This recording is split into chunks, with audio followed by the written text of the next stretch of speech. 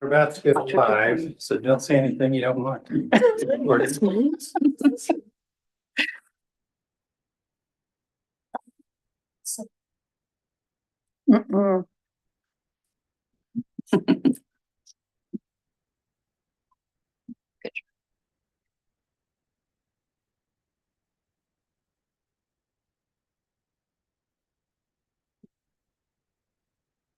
All right, welcome everybody. We are going to call to order the first meeting of the Sunbury Charter Review Commission. So welcome everybody. We will go into our oaths of office, and I believe Dave Bream, our law director, is going to be taking that over. Okay, welcome everybody. Pass out oaths to you.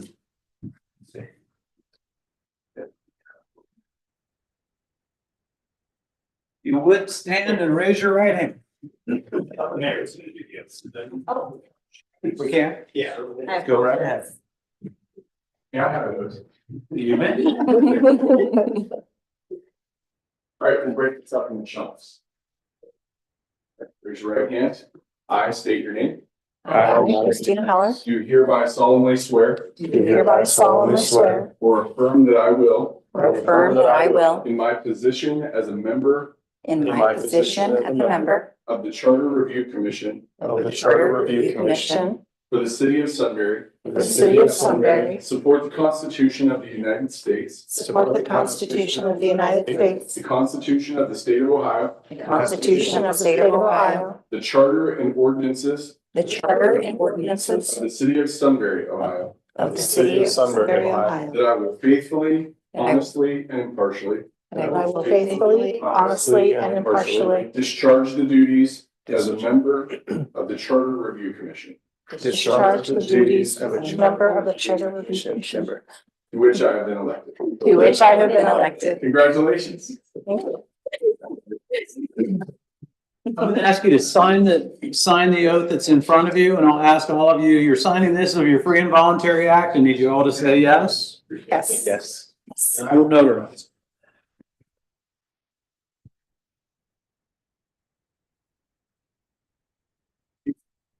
Chris. Thank you.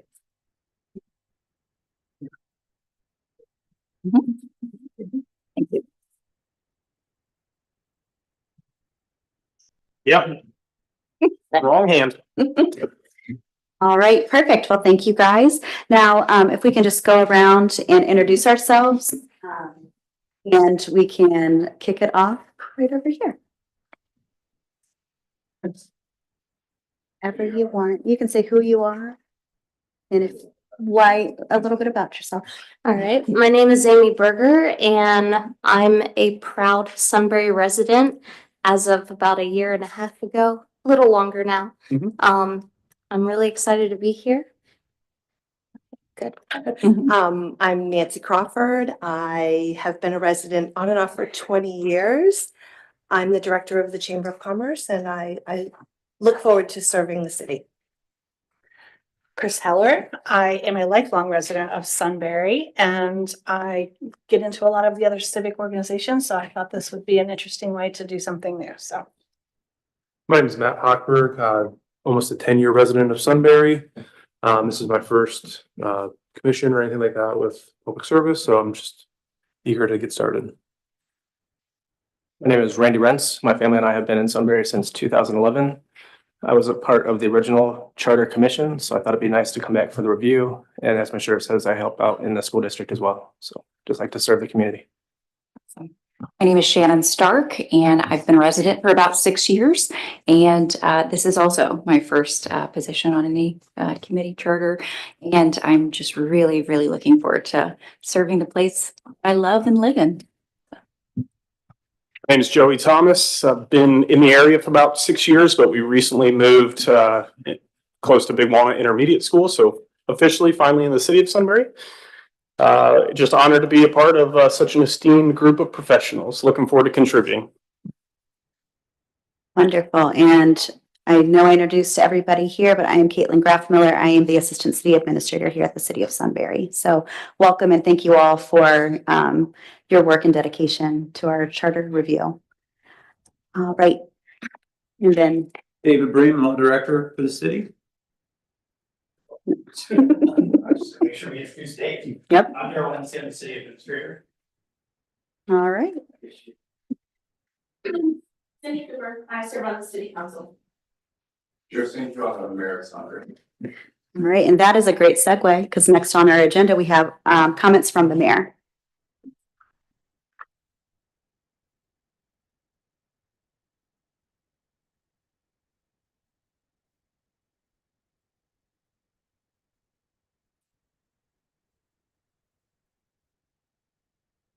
All right, first, on behalf of the entire city of Sunbury, I want to thank you for your service, for giving up your evenings over the next 5 or 6 months to work on this very important task of reviewing our charter. In 2019, the original charter was formed from scratch in the same amount of time that you will have to review and approve any proposed amendments. There were 15 individuals. Randy or Cindy can tell you more about that. But I think that group did an excellent job. We're very fortunate to have much of the same staff, including Law Director Bream and our consultant, Becky Princehorn, who will be arriving shortly from Bricker and Graydon, that have gone through this process before with this charter. So I think their expertise, I was the president of council at that time. I was asked to come speak and provide my perspective to the commission. And I think we ended up with a great product. And ultimately, the voters passed the charter by an 80-20 margin. So the timeline is set for you, and you will have just a few months to review, edit, and approve the charter. You will get into topics like powers of council, the mayor, administrator, the zoning commission, board of zoning appeals, and personnel board of appeals. You will discuss topics like their terms, candidacy requirements, forfeiture of office, how vacancies are filled, board and commission makeup, organization hierarchy, and you will review which positions report to which bodies. This charter is a municipality's version of a constitution. This charter has served us well, and I reference this charter often. All other municipality-specific rules and laws are subject to the charter.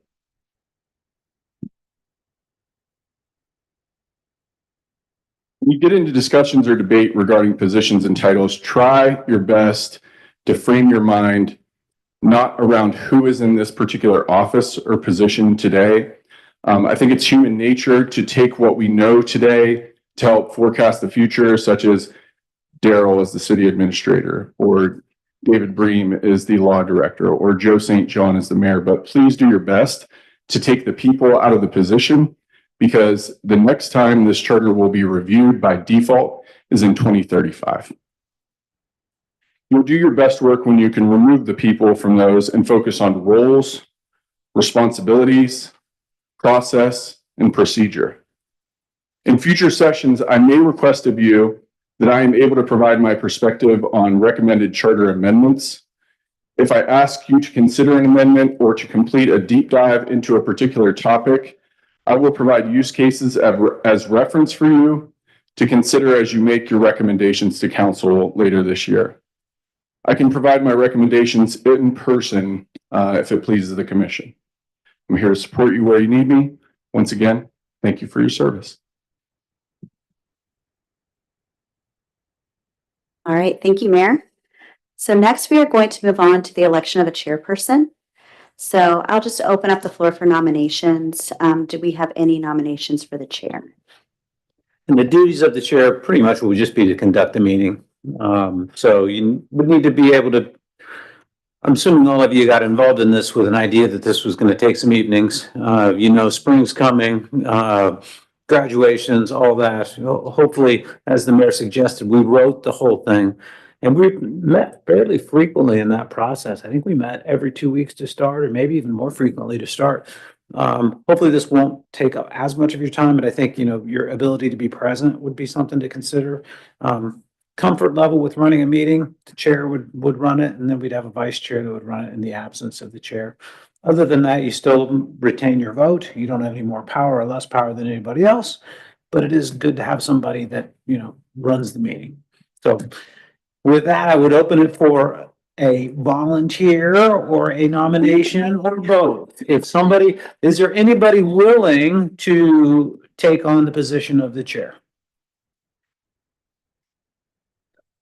I can volunteer for it.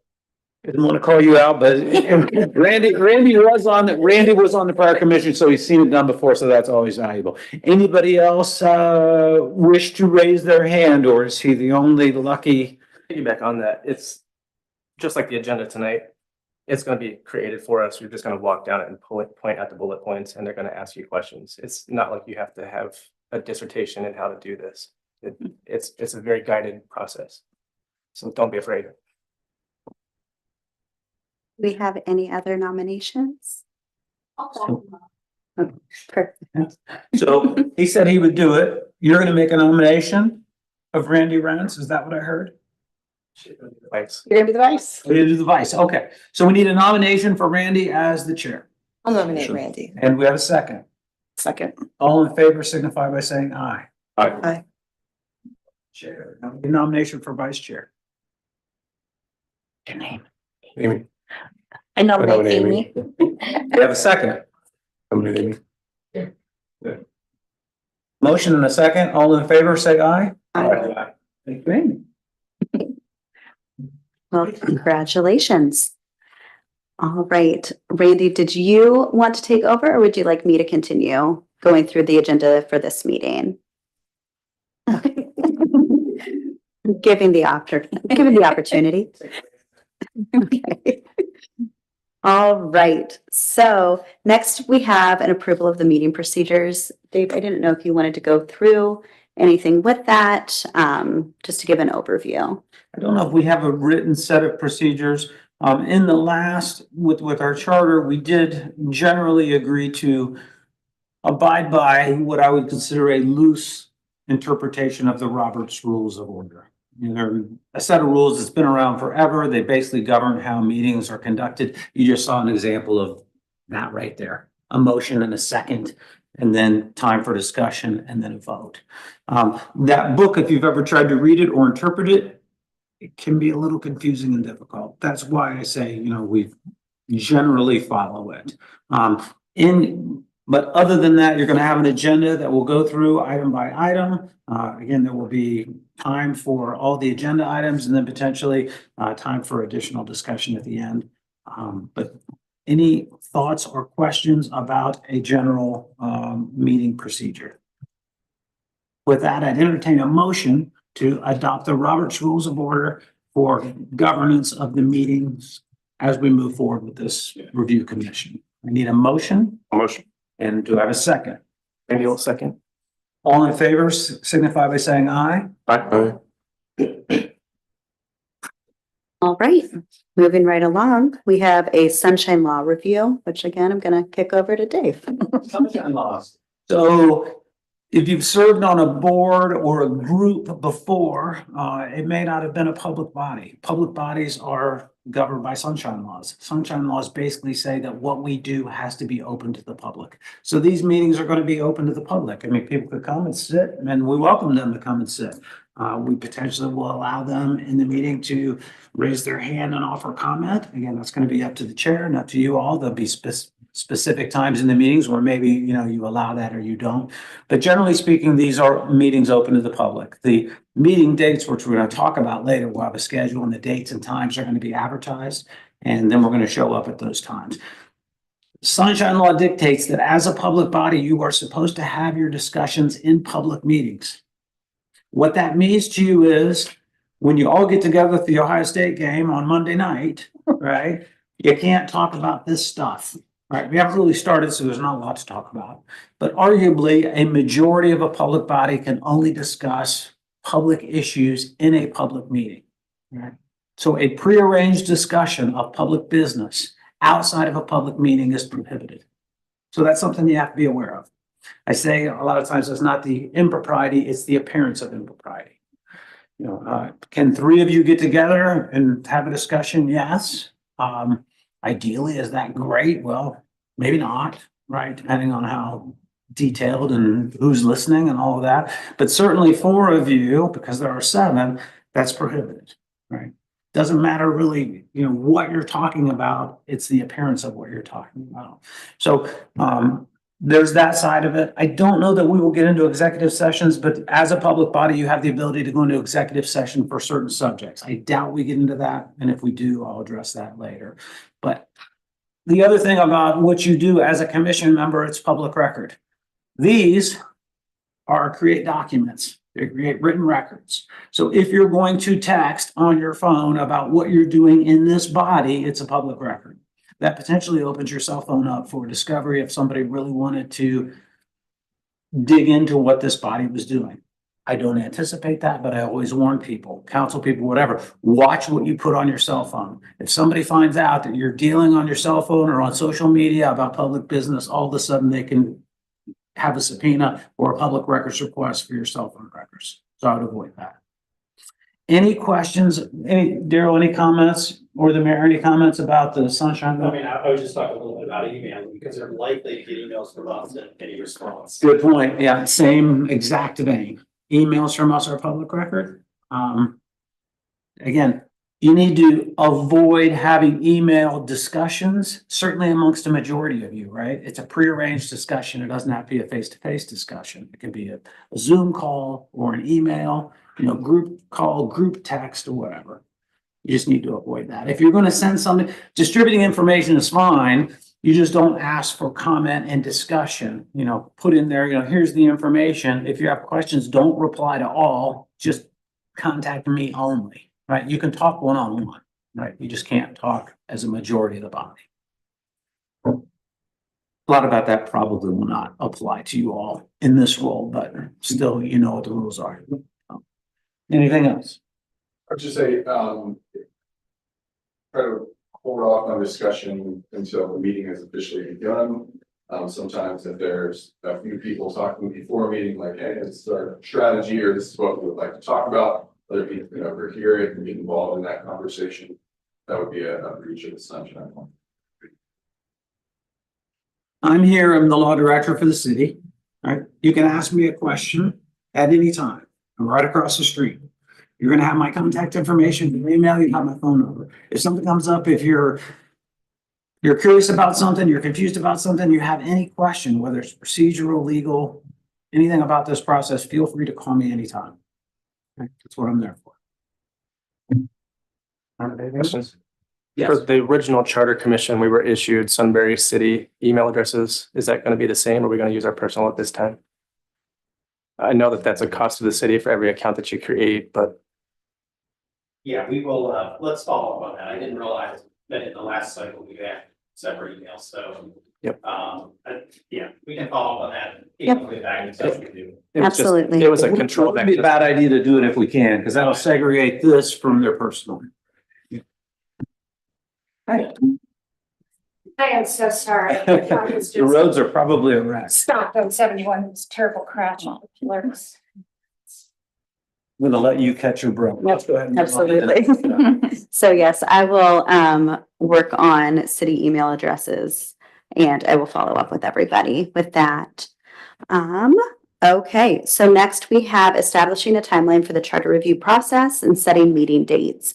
As Dave indicated, whenever we were first establishing the charter, it was a lot of meetings, at least bi-weekly, every other week, everything like that. So this is your guys' time to establish that timeline, establish meeting schedules, and move forward from there. So, Kate, why don't you let Becky have? Yeah, absolutely. I'm letting her catch her breath, but And then I'll go ahead and by way of introduction, this is Rebecca Princefarm. She's with the law firm of Bricker and Graydon downtown.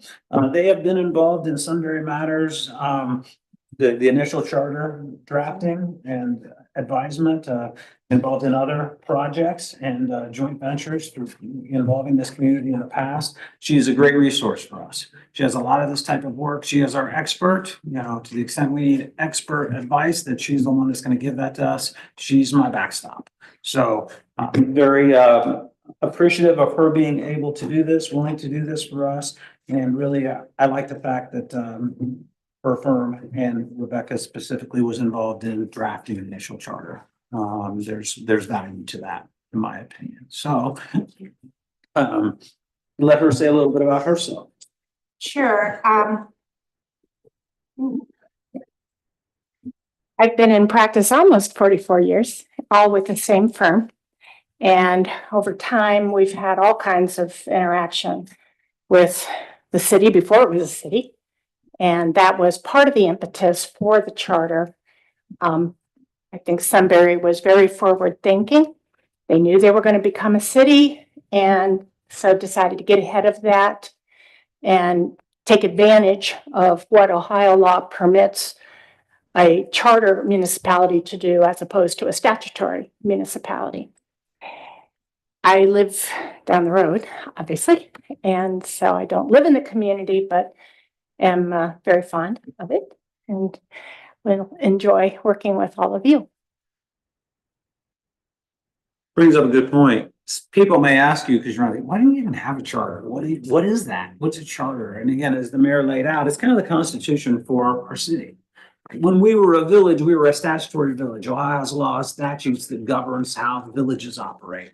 And we've been operating as a statutory village ever since we were formed, right? We do laws. But there was this overall framework, these statutes that Ohio had for villages. As soon as we got to 5,000 people by the census, we were required to become a city. If we would have done nothing and not enacted a charter, we would have become a statutory city. The rules and the framework for a statutory city were very different than what we were operating under, right? That was number one thing. You know, we didn't want to all of a sudden be operating this way and now have to operate in a completely different way because we did nothing.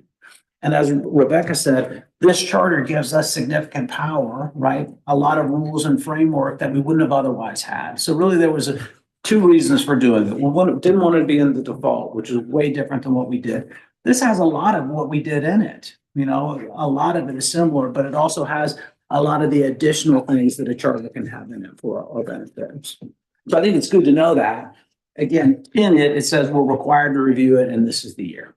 So that's why we're doing it. And if I could just chime in on that, that was another provision that I think was very forward thinking because 5 years out, chance to look it over. Are you happy with the way things are working? Could there be things that could be tweaked to be more efficient? Thereafter, then it's a 10-year review unless the city would determine otherwise. So it's not as if you create this and then put it on the shelf and never touch it again. I think it's smart to look at it now that you've got a couple of years under your belt. And then after this, there may be changes in state law that would cause the city to want to revisit, but at least every decade, it would be required under the charter. All right, with that, Becky, I didn't know if you wanted to go through establishing a timeline for the charter review process, setting meeting dates, everything like that. Yeah, and I know all of you, I'm sure, have a gazillion commitments. And so you'll need to settle on what works best for you. Our pivotal date is we would need to have made some decisions and come up with some language so that council would have time to review that and then pass legislation that would put it on the ballot. The election in November of 2025 is November 4, and the date by which council would have to have the approving or revising language to the Board of Elections is August 6th. So if we think backwards from August 6th, it probably means that this group will need to have its work done, I would say, mid to late June. Better. July 1 is the absolute deadline under the charter. So I would much prefer if we could, and again, I'll leave it all up to you. I don't know what your schedules are like, but I'd much prefer to get it done sooner than later. I would hate to have it start creeping into summer break and everything that goes on, graduations, all that, if we can do it. I really think the great news is no one has said this charter is broken. Why did we do this or that? We need to change that thing right away. I've never heard that said. We've had little things and now we've got some, there's things to talk about, but it's really been a good document and it's been very effective. So there is work to do. I'm not gonna say there isn't, but for us to say we need to meet every week for the next 6 months or even every 2 weeks for the next 6 months, I think you're gonna run out of things to talk about. That being said, if you want to front end load it, it's certainly, and you said I'd rather do it now when it's dark outside at 5:30 than when it's really nice and it's, in May, then we could do that. So I would say the first thing you probably want to think about is your day of the week. Again, we're here, right? Tuesdays are generally good. But let's open it up for comment on the day of the week. You're all here. Are Tuesdays generally a good night of the week? This would work for me. This is currently the second Tuesday of the month. This is second Tuesday. Good. I can make it work. Thoughts about meeting every 2 weeks to start and then potentially backing off of that as we need to, or just finishing it? Thoughts about that? Staff wise, do we feel that gives enough time for staff support? I would recommend front loading work. Yes. Agree. There's gonna be a whole set of proofing. I mean, I'm not suggesting that you're gonna completely scrap what is here and overwrite it. But there's gonna be a legal review to get it in form for city council. July 1st is the drop dead date, but today's point, it's I think spring break and daylight becoming more available. We really want to like hammer this for 6 weeks, 8 weeks, and hopefully have the majority of the work behind you. On top of that too, we're a team of 7 people and these meetings can't happen if we don't have quorum. So if we don't have attendance and we can't do anything, we're stuck and then it delays. So the more we can get done front, the better off we are longer term. If we plan to be done by June 30, we get done at May 30, nobody's gonna be sad about that. But if it's June 30 and we're not done yet, then there's a whole lot of stress on everybody involved. So. Good for every other Tuesday. And we can always make a motion at that time if there's no content for that week, that we can skip it. But if we set the schedule now, then we have that. And there's always time for adjustments. We're talking second and fourth Tuesdays of the month? Yes. I believe that to be correct. Okay. Does this time work for everybody too? Yes. So the question of second and fourth might be different than every other week. That's true. Yeah. Is, yes, because I cannot be here on the third Tuesdays of the month.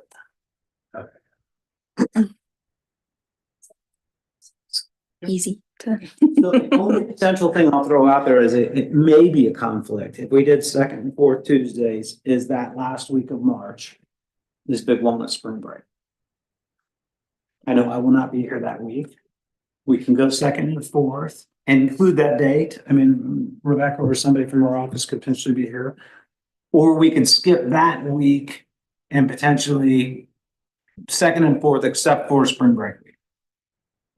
Yeah, I would miss that week. That would give you the potential for.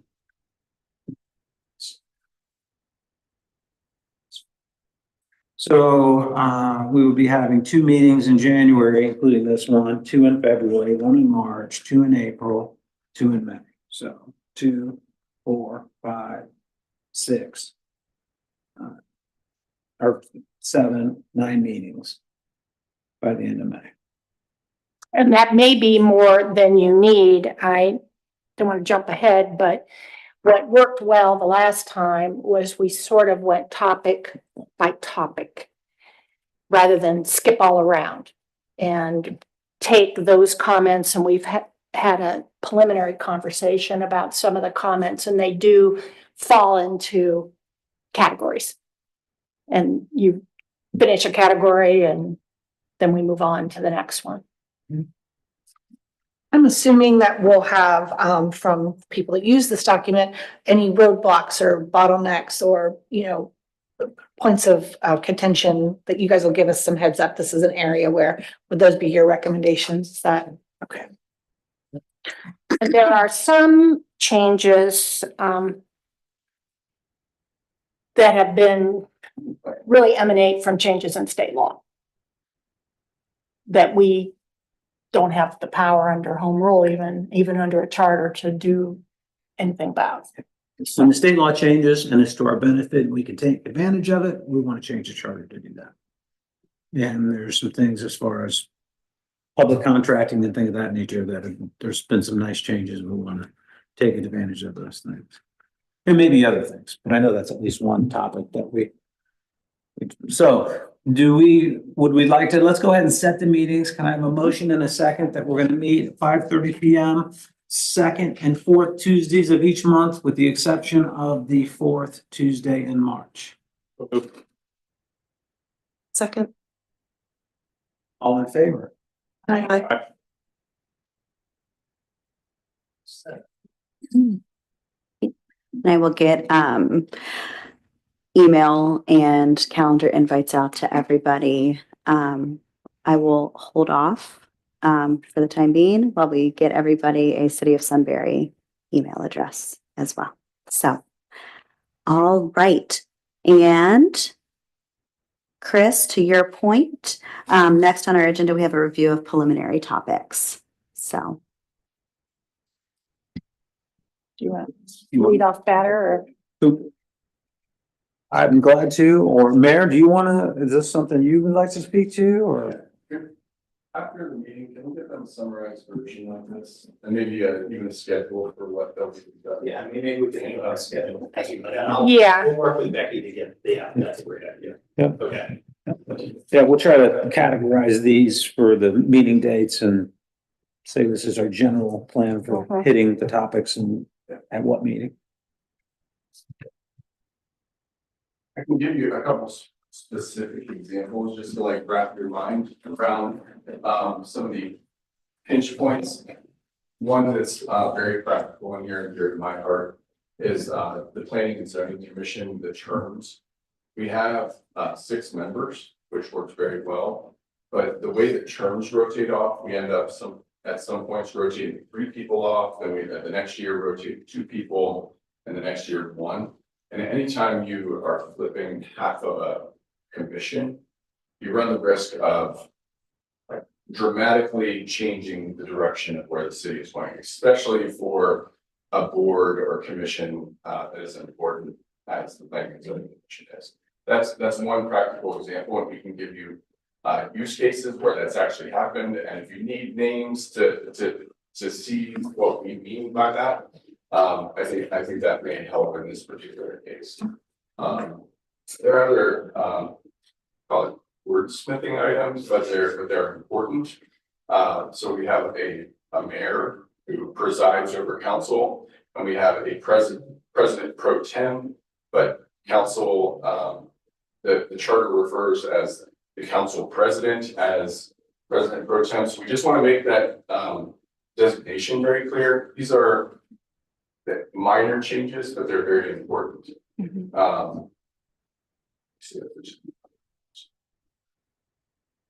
I think Becky will be able to do a good job around taxation and construction updates. I think we'll get you together a condensed list of some of the topics that Mr. Hennessy and I have put together and work out a schedule so you can really block these items out topic by topic. We'll start with the hardest ones first. I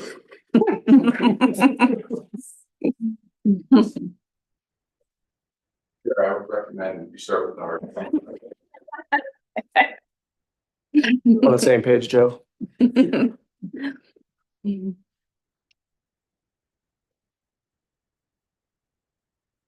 it may be a short one. Open it up for any discussion or questions. We're gonna go through this like page by page, or are we just going over recommended changes? We're going to go over recommended changes for sure. Certainly you are at your leisure as we delve into a section to read it and come forward with any questions you might have or any specific changes. I don't know that we'll read it as a group, page by page or out loud. I think we'll get to the topics where we've identified the areas of concern. But I would say once we identify the sections that we're dealing with at that meeting, that would be kind of be your homework before the next meeting is peruse that section. Does the commission have a sort of liaison or someone that reports to council or staff or any other body for recommendations or, feedback on how we're doing thus far? Or are we kind of just an independent body, and when we're wrapped, we're wrapped? How does that ongoing communication go with council and or staff?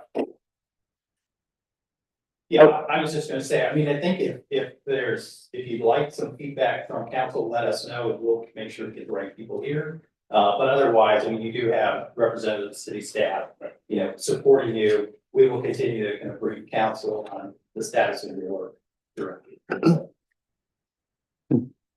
I demand that Joe and Cindy come to every commission meeting. That's fair. Here in a second. I meet with the team, the leadership team every week, multiple times. And if I'm not able to attend, first, if you want me here, I will be here. Second, if I trust this team so much that if they feel like we're off track, they're gonna let me know and they'll get me involved. I think with the exception of Chris, I know every single one of you. I trust everybody, and Chris, I trust you too. So I'm so excited for this team to work together. Like, I just know your spirit, I know your energy, I know like your work ethic, and I have no doubt you're gonna do a great job. I have one other example of something that has worked really well. Anytime there's a forfeiture of office, anytime you fill a vacancy in either the planning and zoning commission or specifically city council or the mayor, I've referenced that topic several times. I mean, it's pretty consistent. We lose a council member or a mayor in some cases. We've lost several over the past 5 years for whatever reason. They have to move or step down. And that part of the charter really works very well. I can speak from my personal experience when Tommy Hatfield, the former mayor, stepped down. The way the language is written is if you have a 4-year term, and if they step down in the first 2.5 years of that term, you have to run for the remaining portion of that term. If Mr. Hatfield would have elongated past 2.5 years, basically the president of the council becomes mayor for the remainder of that term. It applies to council members as well, but I wanted to give a practical example of how the letter of the charter is very prescriptive about what needs to happen and the deadlines and the timing. So I would encourage you to do a deep dive into the charter before the next meeting if you can. Areas I may focus are on powers of mayor, powers of council, powers of administrator. I think that's probably where you want to start.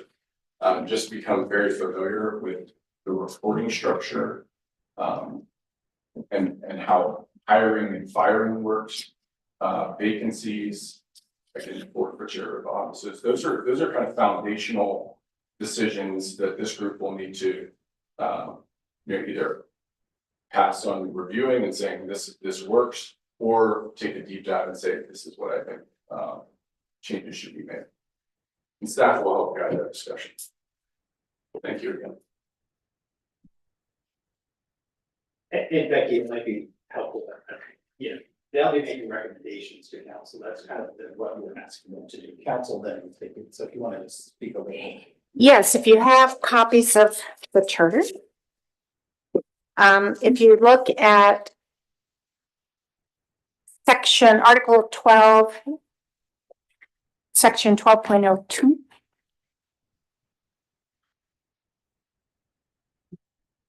There.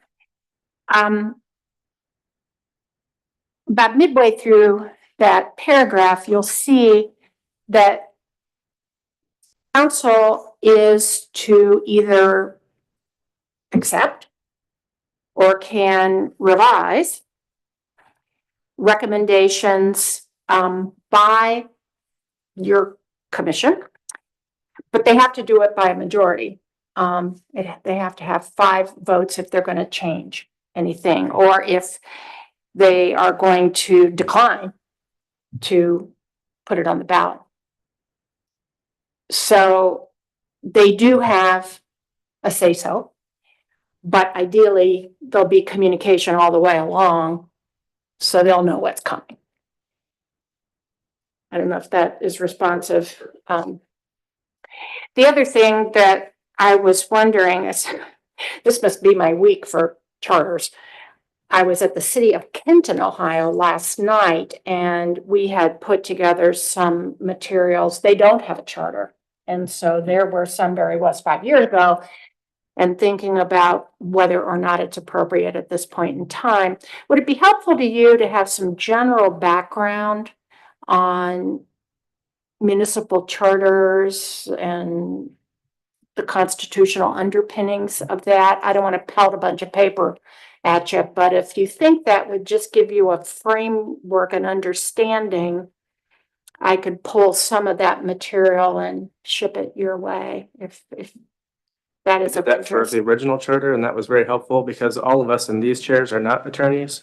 And so from our perspective, from our seats, you know, we're acting on behalf of the city of Sunbury for how our city is going to be run. And, you know, why is it this way? Why does it have to be 7 on council? Why does it have to be this many on here? And so that's what we're doing. We're making a recommendation to the council. They'll accept it or they won't. And then it goes to the vote to the people, and then the people have to vote for it to be approved. So it's how do you want the city that you live in to be run and operated, basically, instead of just taking Ohio's default base, Ohio Revised Code, and just because the state people said that you have to do it that way. So you get a little bit of ability to manipulate it. You know, this is working, this isn't working. So you truly get your voice heard because you're actively writing it. So that's what was unique about the first time that we did the charter. It wasn't there, now it is. And it's not just, you know, do it because I said so. It's because this is how it makes sense. And there are whole areas of concern that the state has preempted you, even a charter municipality. And you could imagine it's the hot button stuff, guns, and some other areas where there's been a lot of litigation, traffic cameras. The traffic camera litigation has just been ongoing for years, where you've had this clash between home rule charter municipalities and the state has preempted the field. So this might help you understand why Sunbury can't regulate some of those kinds of things. The state has taken it over. Would be helpful if you send it our way. Okay, I'll doctor this up and send it over. Yeah, thanks. I know you've referenced the default a couple of times of like what the state suggested. Whenever we get to a point, can you kind of walk us through like where we deviated from the default? We wouldn't have had a charter, so we can understand like what the state kind of recommended, or. A lot of it has to do with what the mayor mentioned, the way you hire, the way you run your show. One of the easiest examples, state law prescribes, if you're a statutory city, how many readings you have to have of a piece of legislation and what you have to do to waive the reading rule and what you have to do to pass it as an emergency. Many charter municipalities think 3 readings really isn't necessary, and they'll cut it to 2, or they will change the way legislation has to be handled. That's a power of local self-government. I don't know if that helps. That would be, you know, if you don't provide for that, then you default to Title VII and the provisions under there, 731 and some of the other chapters that regulate how you run your business. Yeah. Does that help? That does. Thank you. And I'll come up with other things as we go through. Would that be, those types of things you envision being at meeting number 1 in 2 weeks? We'll need to, I'd like to discuss that with Mr. Bream. There might be some low-hanging fruit in that realm that we could knock out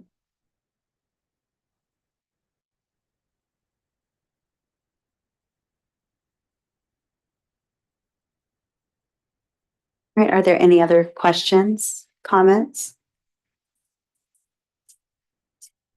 All right, well then, does anybody have a motion to adjourn? One more question. What is the typical duration of the meetings whenever we meet? Is it going to be for an hour, 2 hours? I think about after an hour, your eyes glaze over. I would plan to be here potentially for an hour and 15, maybe a maximum of an hour and a half. Probably won't be that every time, but some of the, it depends on the content and, how the discussion goes. So.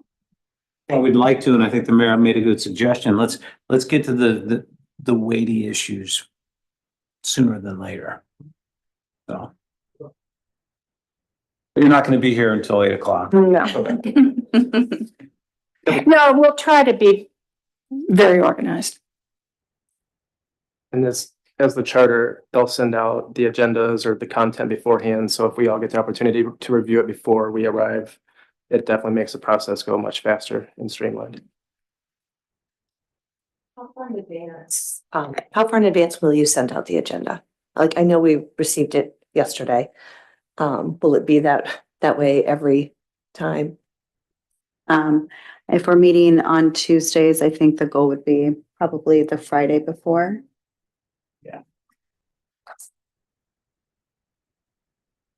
And that summary that you talked about, is that something that will be also made public so that the community members have the chance to come in when they know a certain topic is going to be presented that is of interest to them? I just wasn't sure how, or do the community members just kind of come in and just see what we're talking about? I didn't know how that goes. The agenda gets published, but not. Is there time for public comment as well during commission meetings? Either your meetings. Yeah. Yes, you can have public comment. Yes. And normally there is, I'll be honest with you. That's probably the most public that you'll see. I'm not saying that that's definite, but no. Okay. Just to, know what to expect. It's Yeah. not intimidating. I think we had 5 people the whole time last time. Cool. Okay. That weren't part of council. Okay. Yes, the agendas will certainly be on the website. They'll be public. Anybody can see it. Anybody can show up. If there's somebody here that you don't recognize, they're probably here for a reason. We can find out why they're here and the opportunity to speak. Great.